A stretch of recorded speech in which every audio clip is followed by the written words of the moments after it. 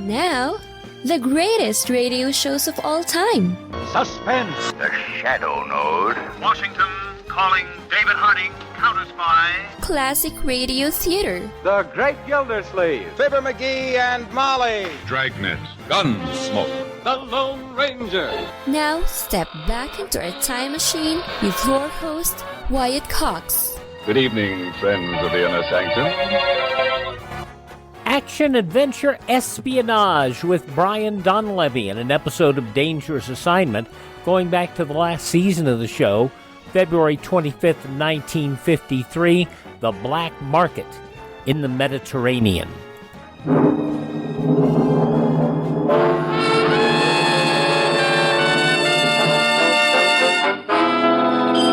Dangerous Assignment, transcribed starring Brian Donlevy as Steve Mitchell.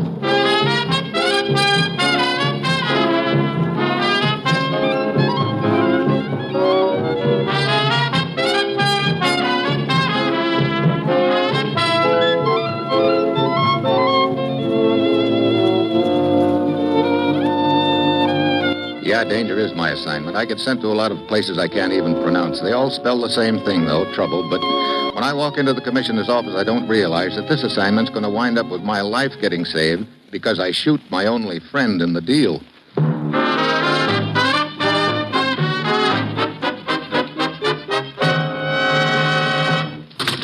Morning, Commissioner. You sent for me? You're going after a black market operation this trip, Steve. An operation that's unbalancing the entire Mediterranean economy and therefore seriously hampering recovery and defense. Sounds like a king-sized organization. They're convinced it's run by one man, an international criminal, but we've never been able to run him down. They're convinced, too, that he originally financed the project with money secured through various jewel robberies. Yesterday, the French Sûreté picked up a man named Dugas in Marseille.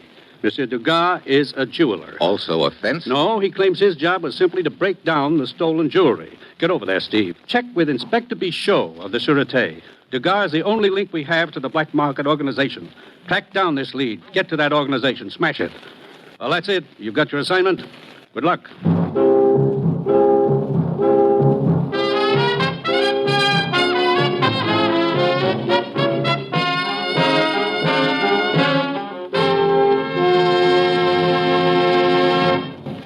The National Broadcasting Company is presenting Dangerous Assignment, starring Brian Donlevy in the role of Steve Mitchell, colorful two-fisted government agent.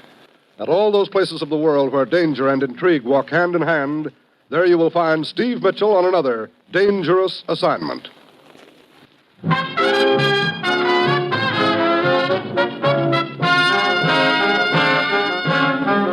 Sure, I've got my assignment. Get over to Marseille, find out what I can about a jeweler named Dugas, and hope the information leads me to the top man heading the black market organization operating along the entire Mediterranean area. It's early Wednesday afternoon when my plane lands, and I hurry over to police headquarters. A few minutes later, I'm in a huddle with Inspector Bichot of the French Sûreté. I am inclined to believe Dugas' story, Monsieur Mitchell. We found this in his shop.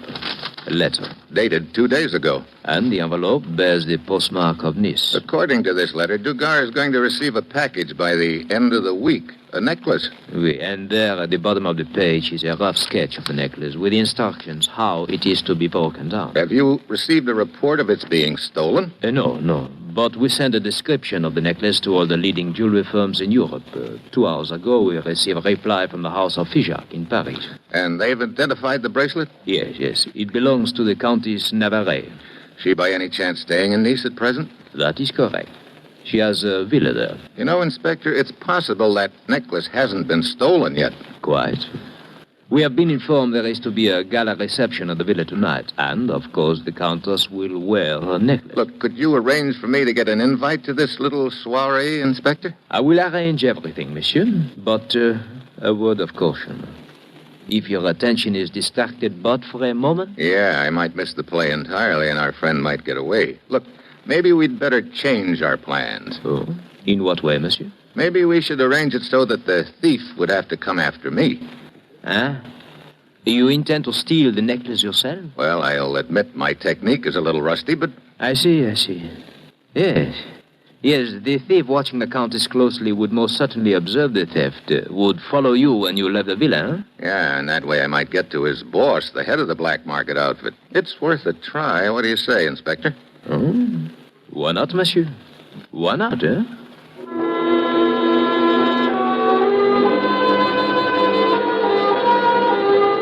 The inspector and I go over our plans in detail. We cover all the angles, including my rusty technique.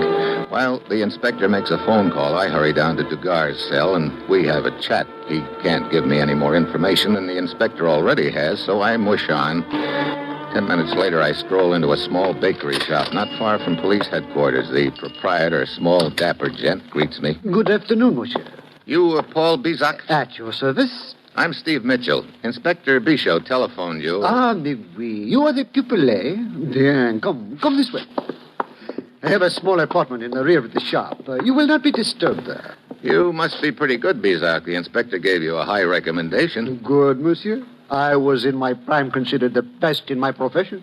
Then, alas, the Sûreté made me see the error of my ways. I paid my debt to society, and now I am a baker. A very good one, monsieur. I don't doubt that. In here. The inspector tells me you have had some training? Well, in a way, yeah. Forget it. Huh? Forget all you have learned. We start from the beginning, the Bizak method. Now, the item you are to appropriate is a necklace, eh? That's right. Bien.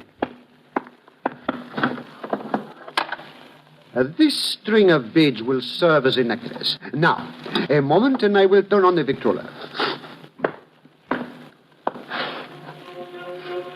Bien. Now, may I have this waltz, monsieur? What? Hey, look, I didn't come here for a dancing lesson. But, monsieur, you will be dancing with a lady when you remove her necklace. Oh. Shall we dance? Okay. Who leads?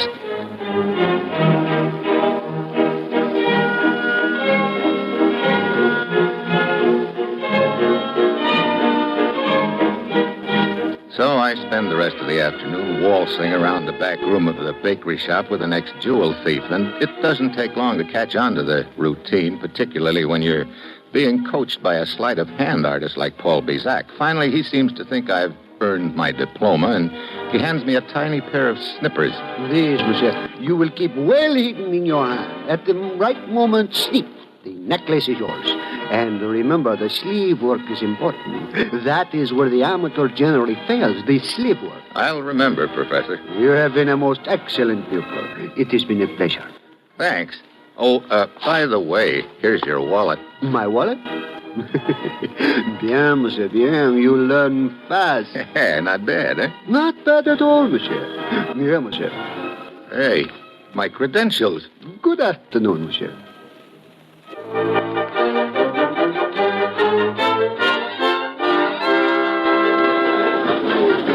Over here, Inspector. Monsieur Mitchell. Bien, you're on time.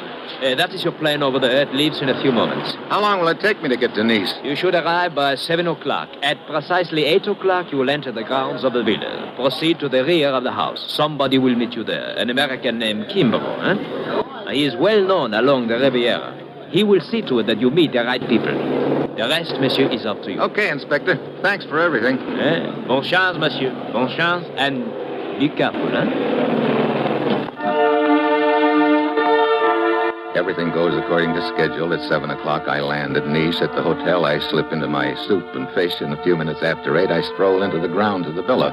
My contact, lean, lanky Jim Kimbrough, hustles me into the villa via the kitchen, and we finally wind up in the ballroom. This where the rat race takes place, Steve? Nice crowd.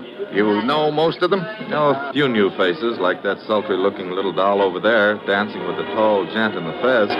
Her name's Felicia Belfano. You'll want to meet her. Yeah, be a pleasure. Yeah, you'll also want to meet the guy she's dancing with, Alex Carinos. He's new around here. Where's the Countess?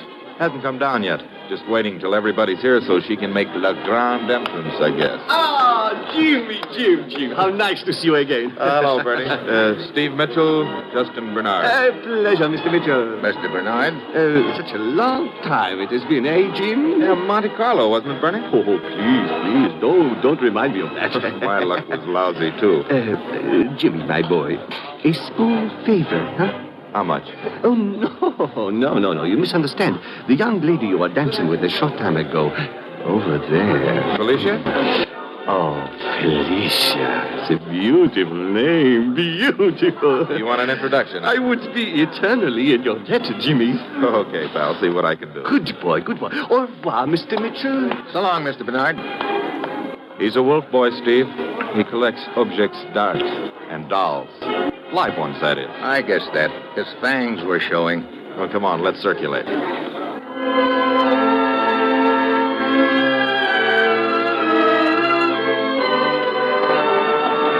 So we circulate, and through Jim Kimbrough, I meet practically everyone who is anyone on the Riviera. An hour goes by, and still no sign of the Countess. I'm beginning to get a little worried when finally she makes her grand entrance, and all of a sudden my clever little plan doesn't look so clever. Hey, Steve, do you see what I see? Yeah, she isn't wearing the necklace. My schedule falls apart right here. Something's gone wrong, that's for sure. Hey, wait a minute, look over there. Yeah, Felicia Belfano heading up the stairs. Come on, let's tail her. When we get to the second floor, Felicia is nowhere in sight. While Kimbrough cases the corridor, I slip into the Countess's room. There's a jewelry box on her dressing table and the necklace. Suddenly, I get the feeling I'm not alone in the room. I scoop up the necklace, ease out onto the balcony, and climb down the ivy-covered wall. A few minutes later, I'm out on the street. I grab a cab, and as we pull away, I look out the rear window. On the grounds of the villa, a pair of car lights are suddenly switched on. The car comes down the driveway and starts trailing my cab. I know I'm in business.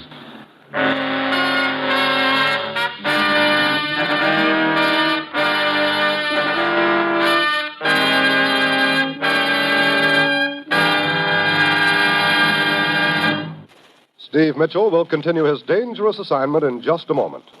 February 25th, 1953, Steve Mitchell, another dangerous assignment here on Classic Radio Theater with Wyatt Cox. Brian Donlevy basically created Dangerous Assignment, or I should say brought it to NBC. It aired from 1949 to 1953. It was also a syndicated television series from 1951 until 1952. An Australian radio series was made with new actors as they remade the original American radio scripts. Let's go back to February 25th, 1953. Steve Mitchell, Brian Donlevy, Dangerous Assignment on Classic Radio Theater with Wyatt Cox.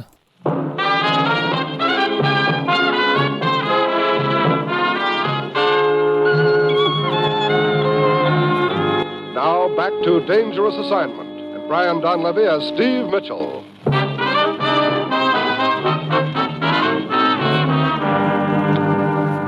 Well, so far the operation hasn't gone quite according to plan, but the net result is the same. I've got the Countess's necklace and somebody's following me. Probably the jewel thief, who could be pretty burned up that I beat him to it. So if I play my cards right and find out who he or she is, I may be able to get to the boss, the gent who's running the black market outfit. I head for my hotel and go to the bar. A plainclothes cop gives me a nod and slides out of one of the booths. I slide in. I reach down. There's a slip under the seat. I slip the necklace in. Then I settle down and wait. I don't have to wait long. Hello. Oh, Miss Belfano, isn't it? Felicia Belfano. We met at the Countess Villa. Yeah, sit down. Thank you. It is a surprise seeing you here. Is it? Yes, I did not know we were staying at the same hotel. Oh, you're staying here too, huh? Quite a coincidence. No, not a coincidence. I was a late arrival here in Nice. The other hotels were filled. I see. You're on vacation? No, not exactly. I'm a dancer on tour. They wanted me to perform at the Countess's, but suddenly I decided to leave. Oh? A most persistent and annoying man named Bernard kept after me. Oh, yeah, the boy wolf. But I must say I'm quite disappointed in this place, Steve. Oh, I don't know. There are quite a few things to do around here if you know the right places. And the right people, huh? Maybe I have not been with the right people. Maybe. That big fellow with the fez you were talking to at the Countess's, friend of yours? Alex? Casual acquaintance. but I believe we were speaking of excitement, things to do with the right people. Like to see for yourself? Yes. Okay, let's go, Felicia. Let me go up and change first, huh? I'll only be a moment. She heads out of the bar. After a second or two, I get up from the booth and ease over to the door just in time to see her stop at the magazine counter and exchange a few words with a guy who's been standing there real casual like. It's Alex, the big guy in the fez. Felicia goes up the stairs and I go back to my booth. 2 minutes later, I've got company again. Good evening, sir. Good evening. Huh? Oh, I believe we met at the party earlier this evening. To be sure. I am Alex Carinos. And you are... Steve Mitchell. To be sure. Sit down. Thank you. But I will not stay. You bored with the party, too? Not exactly. I was, as a matter of fact, enjoying myself to the utmost until a charming young friend of mine left suddenly. Oh? The night is young, Mr. Mitchell. If you are a stranger here, perhaps I could show you some of the attractions of the place. Huh? Why, thanks, Alex, but I sort of have a date. In that case, allow me to congratulate you on your good fortune. Why, thanks. I hope it is.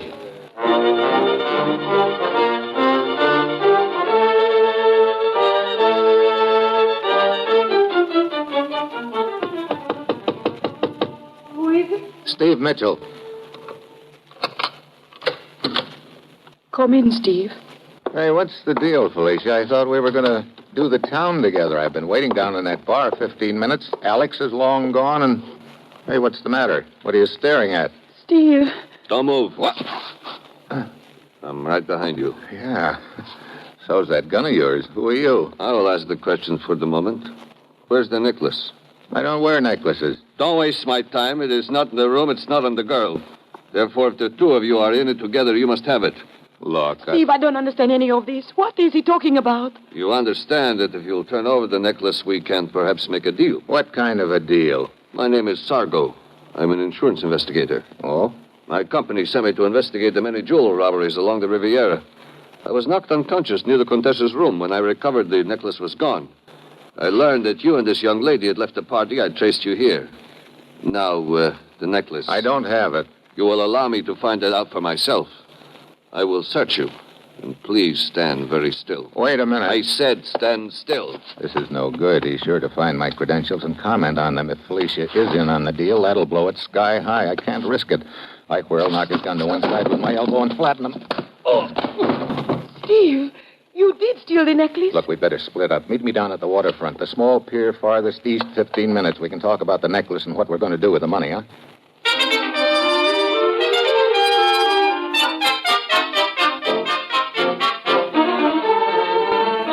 I duck out of a room down the back stairs and through a few assorted alleys to the waterfront. I wait on the pier in the shadows for about 20 minutes. Then I hear somebody coming. Okay, hold it. Steve. Hey, Jim Kimbrough. Oh, brother, you scared me out of 5 years' growth. Wait a minute. What are you doing here? How come you knew about the meeting place? Well, I came to tell you, Felicia's on the level. She's not involved in the deal. How do you know? Well, as soon as you left her hotel room, she called the police. Told them you wanted to meet her here. Oh, great. Well, that leaves me fresh out of leads for the moment. Yeah. That's far enough, gentlemen. Well, hello, Alex. You would not accept my invitation to accompany me earlier, but this is a much better opportunity anyway. The necklace, please. He moves closer to frisk me. Suddenly, Kimbrough hacks the gun out of his hand. I scoop it up, then I get an idea. I may need Kimbrough later, and I want him on the loose. I wink at him. He gets the message. I point the gun slightly to one side of him and pull the trigger. He does a real convincing job of it. Alex's eyes almost pop out. You shot your own partner? Ex-partner. He was getting grabby, wanted half of the take from the necklace. Oh, yeah, I can see you are not one to trifle with. Good, good. Then we can perhaps make a deal, huh? And I will not ask for half. I will be satisfied with a quarter. You're in no position to make a deal. I've already got the necklace. But you are a marked man, Mr. Mitchell. First a jewel theft, now a murder. You'll probably not get out of Nice alive. Unless, of course, I could arrange safe passage, which I can, thanks to certain connections. Maybe you've got a point. Anyway, we can talk about it. We can talk at my apartment. Why not at your boss's place? I am now my own boss. Oh? Come.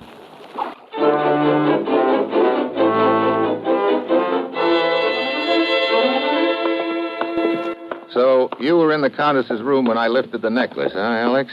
You know, I thought I felt somebody watching me. Oh, you can imagine my rage. I had planned it carefully. After I knocked the guard unconscious and hid his body, I slipped into the room. Then you came, and I had to hide. Here's my apartment. Where are the lights? I will get them. There. Bernard. Hey. Yes, Bernard. Bernard! Getting rid of your stooge, huh? You could not have put it better, Mitchell. So the amateur wolf has sharper teeth than I figured. You're the boy who's running the black market setup. Exactly. One thing I don't get, why'd you have Alex keep on the jewel robberies after you got enough dough to start the black market operation? Continuing the thefts was his own idea. I told him to stop and leave the area. He did not obey. Now he's dead, and you're next. You forget I have the necklace hidden. You forget I'm not interested in the necklace. February 25th, 1953, Dangerous Assignment. The conclusion follows these messages from your favorite station. You're listening to Classic Radio Theater with Wyatt Cox.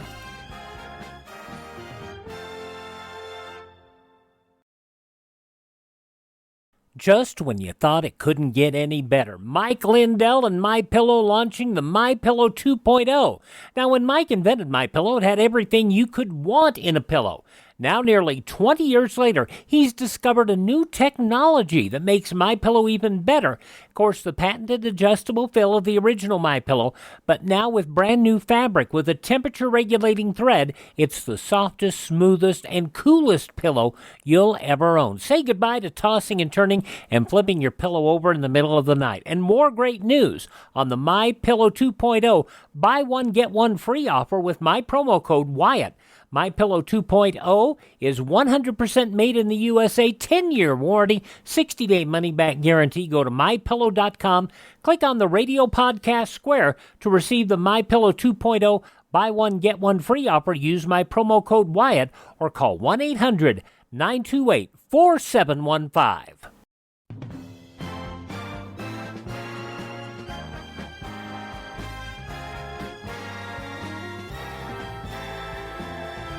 Thanks for tuning in to Classic Radio Theater with Wyatt Cox, and now the conclusion of Dangerous Assignment, the black market in jewels in the Mediterranean. February 25th, 1953. I told him to stop and leave the area. He did not obey. Now he's dead, and you're next. You forget I have the necklace hidden. You forget I'm not interested in the necklace. I only wish to close your mouth. Suddenly I spot somebody outside the window on the fire escape. It's Kimbrough. He tries to ease the window open, but it makes a little noise. Bernard whirls toward it. I lunge at Bernard, knock the gun away, but he gives me the knee and sends me sprawling into Kimbrough. We both hit the floor. Bernard runs out of the room. We scramble to our feet and follow. There he goes up the stairs, Steve, heading for the roof. We pound up after him, chase him across the roof. He reaches the edge and then dives across at the next roof. He's not going to make it. His hands clutch the edge frantically, but he can't hold on. Brother. Well, that's that. Yeah. I thought that dive I took when you staged that fake shooting was something. But it didn't compare with Bernard's just now. No, it sure didn't, Jim. I guess you might say the black market just hit the bottom.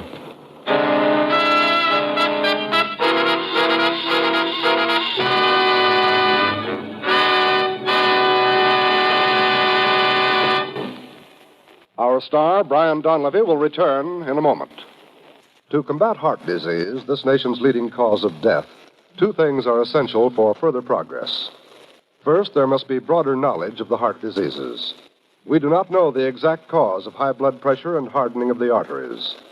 The causes of congenital heart defects are only beginning to be understood. The origin of rheumatic fever is still a mystery. Obviously, research must be pressed in these fields. Also, there must be fuller application of existing knowledge. This means education of the public as well as the medical profession.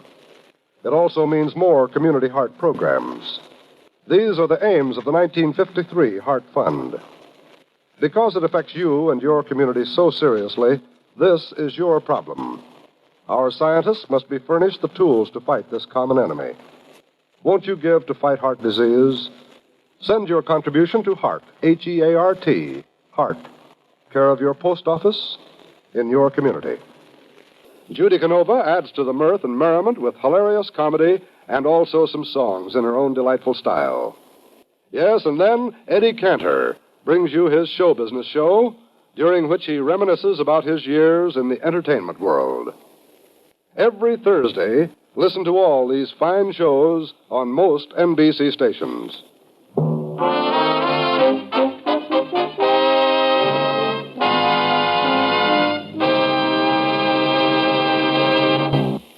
Next week, Bavaria, a manhunt, and a woman. And that will be Steve Mitchell's Dangerous Assignment next week.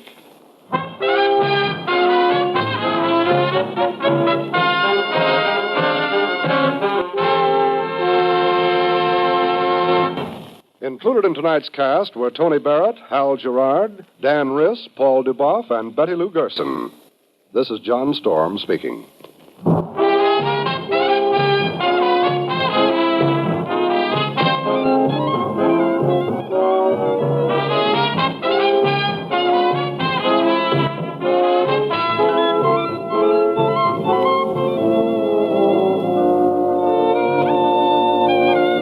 Dangerous Assignment, starring Brian Donlevy as Steve Mitchell, with Herb Butterfield as the commissioner, is written by Bob Reif and Adrian Jondeau, and is directed by Bill Karn. Be with us again next week at this time, when Brian Donlevy, starring in the role of Steve Mitchell, will embark on another transcribed Dangerous Assignment.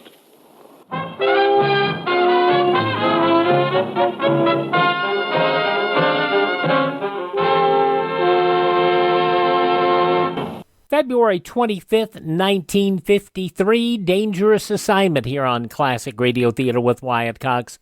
Coming up next, we'll go to Pine Ridge, Arkansas. Now on Classic Radio Theater with Wyatt Cox, we're going to hear another episode of Lum and Abner, and I want to thank Ted over at RadioMemories.com, who has done so much restoration work on the Lum and Abner series. And if you like the old boys from Pine Ridge, talk to Ted about getting some of your favorite episodes or getting the whole collection from him. It's available at a reasonable cost by going to RadioMemories.com. I have to tell you that when I first started doing these shows back in the 2000s, actually in the 1990s, the Lum and Abner shows were not great quality. Some of them were good, some of them were just horrible. And the worst shows were the mid-1950s shows, 1953, 1954.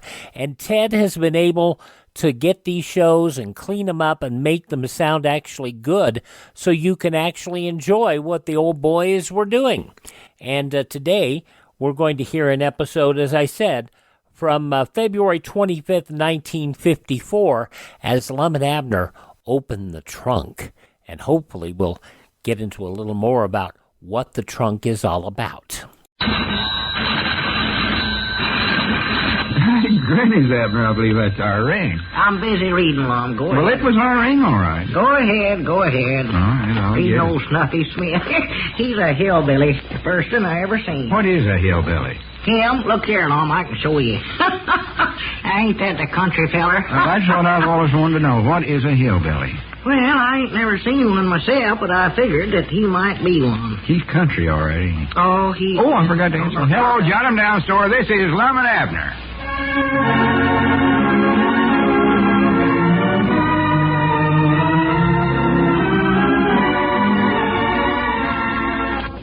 And now let's see what's going on down in Pine Ridge. Well, okay, Elizabeth. If he ain't there, he ain't there. But he ain't showed up at the store yet, and I'm worried. Elizabeth, Abner never heard no voice coming out of the trunk.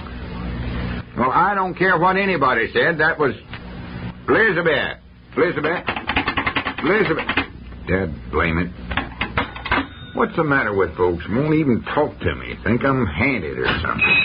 Well, Abner, get in here. I'll come in when you get that trunk out of there. Abner, will you quit being such a scared, silly goose? There weren't nobody doing no talking inside of that trunk, and you know it. Oh, yes, there was. I heard it.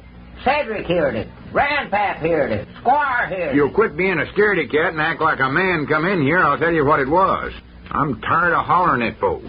You'd think I had the chicken pox the way they stay away from me. Now get on in here. Lum, I ain't coming in till you get that trunk out of there. And what's more, ain't nobody else coming in there neither. That trunk is running our business. Folks won't come within a city block of it. It talks. It don't know such a thing. It talks. It's the folks that's doing the talking. Got themselves worked up to where they'll believe anything anybody says about me. Look at them standing across the street there gawking in here. Been standing there all morning. Well, Lum, they just don't know what to think. You ain't afeard of me, are you, Abner? Of course not. But I'm afeard of talking trunks. I ain't afeard of no human. But when it comes to a talking trunk, I'm a coward. Yeller as a daffodil. You want me to come back in there and get shot of that Oh, trunk? for goodness sake. Well, looky there, will you? Who's that coming up behind you there? Where? I don't see nobody. Where do you mean somebody's coming up behind me? Hey, Lum! Hey, Lum, let go of me now. Dad, baby, put me down. Lum, you tricked me. Dad, baby, now, Lum, here, put me I'll down. put you down, all right. I'm going to set you down right on top of that. Lum, put me down. I'm sick and tired of hearing you flapping your jaws about a talking trunk. Put me down, Lum. There, Mr. Scaredy Cat. Are you hurt yet? Are you bit, scratched, stabbed, strangled, mangled, or choked to death by a ghost? No, I weren't afeard of nothing like that, though. It was just that... Well, what was you feared of? Lum, I don't know, but let me get off here, Lum. I don't have to sit on this thing. And, Lum, I did hear somebody talking in that trunk. Now, explain that. I tried to explain yesterday, but you Heard wouldn't it just as plain as I can hear myself. I heard it say, Lum, it's dark in here. Hand me a match. That just goes to show what the feller's imagination can do. What you Now, hear don't was... tell me I'm off my rocker. Cedric them heard it just as much as I did. Well, if you'll give me a chance, And you heard it, too. You said you did. I know I did. Will you hush up a minute so as I can tell you... Awfully sounding voice I ever heard. Sounded spooky, like he was having a hard time getting the words out. Doggies, I'm getting scared all over again. Let me get out here now, You Lum. sit there in that chair. Oh, turn the... What you heard was Ulysses Most talking. miserable sounding voice You heard what I said. It was Ulysses doing the talking. Ulysses S. Quincy? Yes, sir. Now, Lum, how could Ulysses have gotten that trunk? You said yourself he was looking for the key. He was. You said you lost the key and Ulysses was looking for it. Now, how could he look for a key inside the trunk when he never had the key to get in there in the first place? If you'll recollect, Ulysses drove me to the county seat to get a key for the trunk. I know all that. When he drove you back, you left the key in his car. He brought it over to you yesterday morning, and then you claim you lost it again. That's the silliest made-up story I ever heard. Well, if people ain't the dad-blamedest idiots I ever seen. They won't believe a honest-to-goodness true story. But they'll go making up a bunch of junk about the trunk being full of everything from counterfeit money to ghosts, and they'll believe that all right. I've got a notion just to keep my mouth and the trunk closed both. Folks are so smart, let them figure it out for themselves. That's a good idea. I'll just move out of Pine Ridge and take the trunk with me. And Grannies, that'll give folks something to talk about for a long, long time. Let me get to the phone. Yeah, what are you going to do, Lum? I'm going to call up a transfer company at the county seat and get them to come and take me and the trunk both. Oh, no, you ain't going to do no such a thing now, Lum. You're going to sit right here and explain to me who was inside that trunk. All right, but if you open your mouth one more time while I'm talking, I'm going to whop you on top of the head so hard you land right where Ulysses was yesterday. Under the floor. Under the floor? I've been trying to tell you for 2 days. I dropped the key down through a crack in the floor. Well, how did he... Just let me do the talking. Remember when we had a hole dug under the floor a while back to keep that bank safe in? Well, sure, but... Well, this trunk is sitting right over that hole there, and that's where the key dropped to. So Ulysses crawled under the store and into that hole to look for the key. Well, I do know. It was dark down there, so he rapped on the floor and asked me to slip him a match. Sounded like it was coming from inside the trunk. I'll be a polka-dotted possum. Well, now, his voice is kind of spooky anyway, Lum. Yeah, sure. Kind of strings his words out. Sounds like a ghost talking. So it's old Ulysses all the time, huh? That's who it was, all right. Well, why in the world didn't you say so in the first place? Oh, for pity's sake. I tried to. Well, I'll say one thing. There ain't been as much excitement around this town since the Mule Derby. Have you looked in the trunk yet, Lum? No, not yet. I kind of wanted to wait for you so as we could both open it at the same time. Well, now, that's mighty thoughty of you, Lum. Grannies, I don't know whether I ought to open it or not now. People is having such a good time worrying about it, I kind of hate to open it up and disappoint them. Oh, well, they're curious, all right. You know, it's a funny thing about folks. There's more'n likely a dozen old uncalled for trunks been sitting around that freight depot for months. And ain't nobody worrying about what's in them. No, they could sit there and rot for all folks cares. But just let somebody pick one out and bring it home. And folks start imagining there's all kinds of mysterious things in there. Why, sure. I heard some talk on the party line this morning. I couldn't help but listen to it. No. Now, the Sea Trunkses has got it figured that a gang of counterfeiters has planned it out so that I'd buy this trunk and keep it here in the store where the police wouldn't suspect it'd be.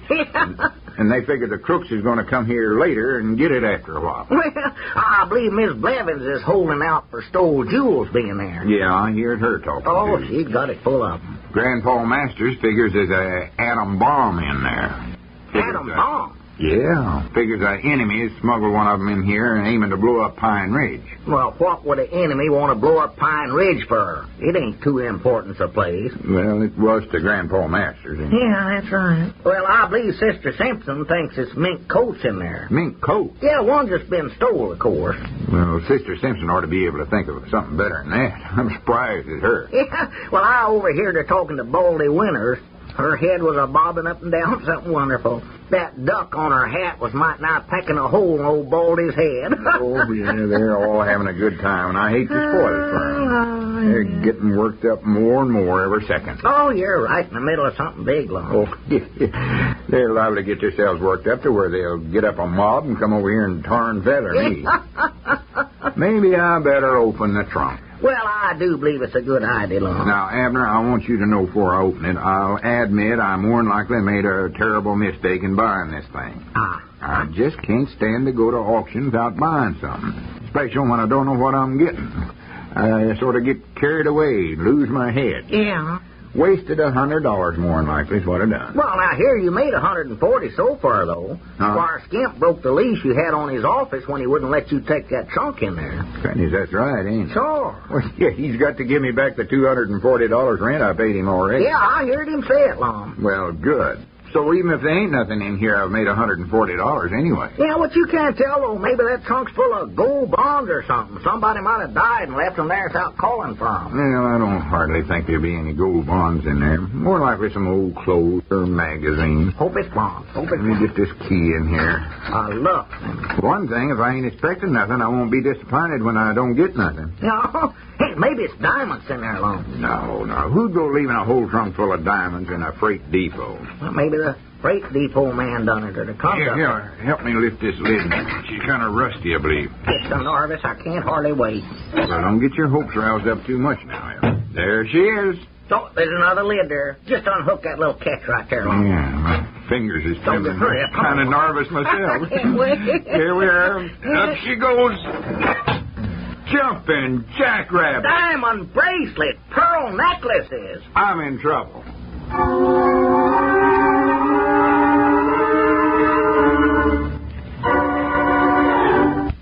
Interestingly enough, this would be from the final season of Lum and Abner on ABC. That's why the show sounds a little differently. They worked a little differently on ABC. But many of the shows from 1953 and 54 are just now being resurfaced, and thanks to our friend Ted over at Radio Memories. He's been doing a lot of them, has them all really good. We got a question from somebody asking, did they do any of the network shows in Arkansas, on the little radio station there in near Waters? And the bottom line is no. They did all of those shows back east, either in Chicago, they did some in Dallas, they did some in Hollywood, which is where a lot of the shows were, especially the 1948 half hours. But quite frankly, the shows exist now because of good collectors. Let me run through this. Yeah, KTHS in Hot Springs is where they started the show, but they were picked up by NBC. They moved to Chicago, and then they had a Quaker Oats contract for 1932. Then they broadcast on WBAP and WFAA, Fort Worth, Dallas.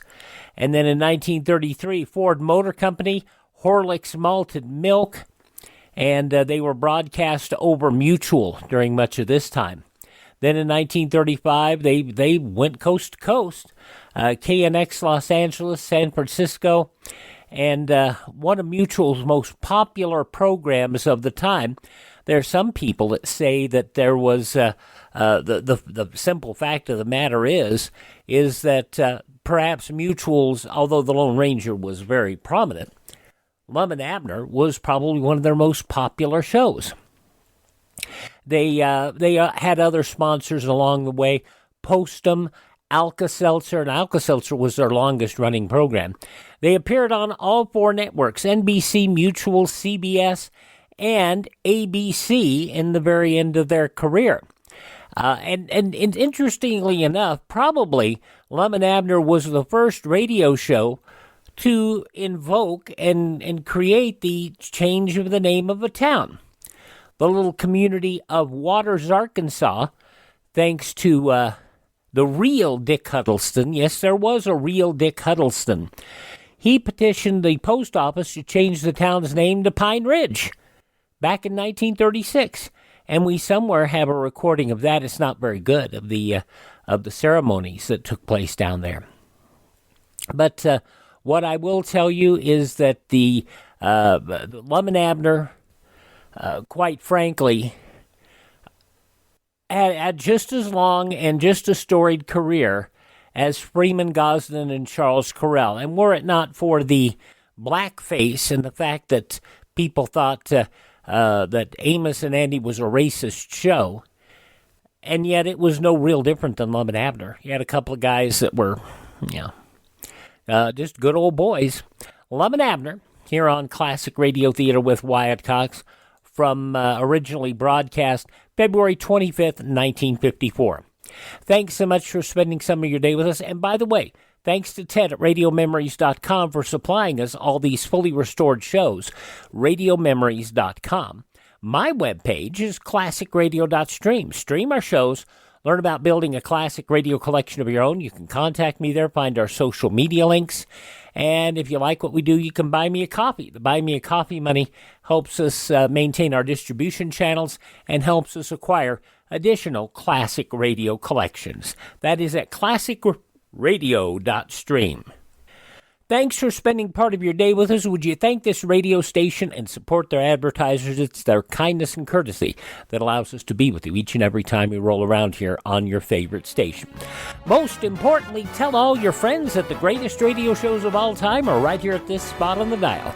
Classic Radio Theater with Wyatt Cox on your favorite radio station.